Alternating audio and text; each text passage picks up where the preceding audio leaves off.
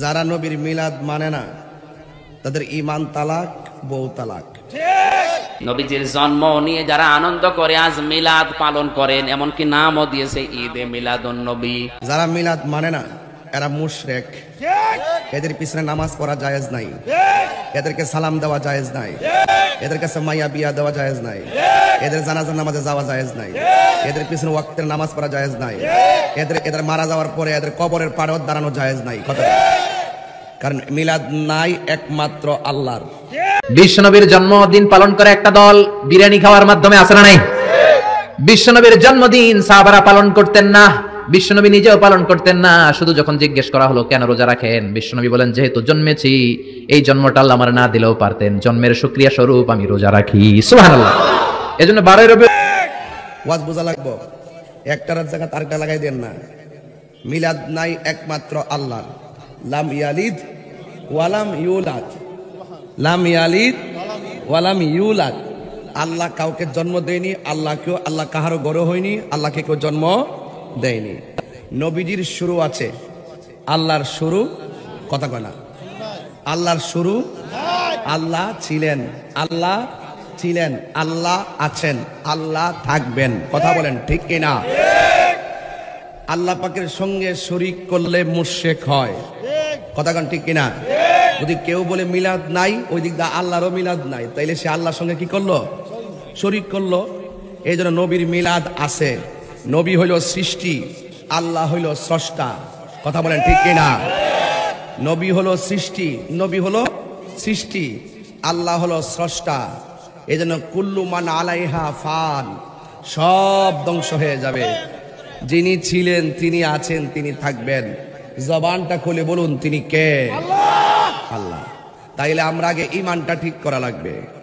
ইমান যদি ঠিক না থাকে, বাবারে জুম্মা যে নামাজটা পড়েছেন, নামাজটা কবুল হয়েছে কিনা জানেননি? ওয়াক্তের নামাজ যে পড়তেছেন কবুল হয়েছে কিনা জানেননি? যাকাত যে দিচ্ছেন কবুল হয়েছে কিনা জানেননি? এখন সারা জীবন নামাজ পড়ছেন, কবুল হয়েছে কিনা এটাই জানেন না। এখন কিতা লইয়া কোন ফুজিটা লইয়া উঠবেন? হজে যাইবেন, ফুজি লাগতো না? এখন যদি ফুজি যদি না থাকে আপনি কেমনে যাইবেন? এখন আপনি জানেন না ইবাদতটা কবুল হয়েছে কিনা। এখন আল্লাহ যদি বলে এই তোর নামাজ কবুল হয়েছে না, আমরা উপায় আছে? আমরা আল্লাহর কাছে ওইটা বলতে পারবো? আল্লাহ নামাজ পড়ছি, পড়ার মতো পড়ছি কিনা জানি না। তুমি কবুল করছো না, যদি এটা আগের থেকে জানতাম তাহলে আরেকটু বালা করে পড়তাম। কবুলের গ্যারান্টি কার্ডটা লইলাম বলে, ওয়ারেন্টি কার্ডটা লইলাম বলে, এটা তো তোমার হাতে রাখিয়ে দিচ্ছ। তুমি চাইলে কবুল করতে পারো, নাও করতে পারো, এটা তোমার মর্জি। তবে একটা কথা কই, নামাজ নাই, রোজা নাই, হজ করছি করার মতো করছি না, যাকাত দিছি দেওয়ার মতো দিছি না, নামাজ পড়ছি পড়ার মতো পড়ছি না, এটার গ্যারান্টি কার্ড ওয়ারেন্টি কার্ড আমার কাছে নাই। তবে একটা গ্যারান্টি কার্ড লইছি, আপনার নবীরে আমরা জানের চাইতে বেশি ভালোবাসি। হাত তুলে বলতে হবে ঠিক কিনা বলে। আমি মিলাদের বিপক্ষে না, পক্ষেও না। মিলাদ আপনি পড়েন আর না পড়েন ওটা আমার দেখার দরকার নেই, কিন্তু আমার দেখার দরকার মিলাদ মানে জন্ম। অথচ মিলাদ মানে জন্ম, জন্ম হতে সময় লাগে 2-3 মিনিট। সিরাত মানে আদর্শ, নবীজির সিরাতকে 2-3 মিনিট না 63 বছর। 2-3 মিনিটের জন্য যদি বছরে বছরে এত সাজগোজ করা লাগে, 63 বছর পালন করতে হলে কি করা লাগবে বলেন? কথা বোঝা যায়নি? ওই 63 বছর আমাদের কাছে আজ নেই, শুধু আছে 2-3 মিনিট।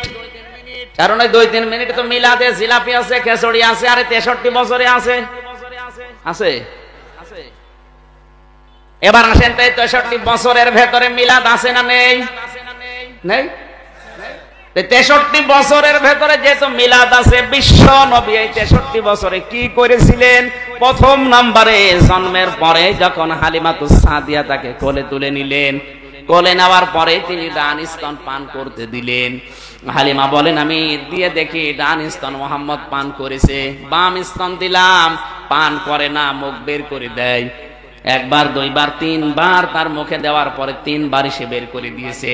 সিরাত ইবনে হিশাম লিখেছে, হালিমা বলেন 3 বার যখন জোর করে মুখ লাগালাম, মুখ বের করে দিল। মোহাম্মদ আমারে যেন চোখের ইশারা দিয়ে বোঝাতে চাই, মা হালিমা জোর করেন কেন? ডান স্তন এটা আমার অধিকার ছিল, আমি আদায় করেছি। বাম স্তন এটা আমার অধিকার না, এটা আমার আরেকটা ভাই আছে, আমি জানি, আমার দুধ ভাই আব্দুল্লাহর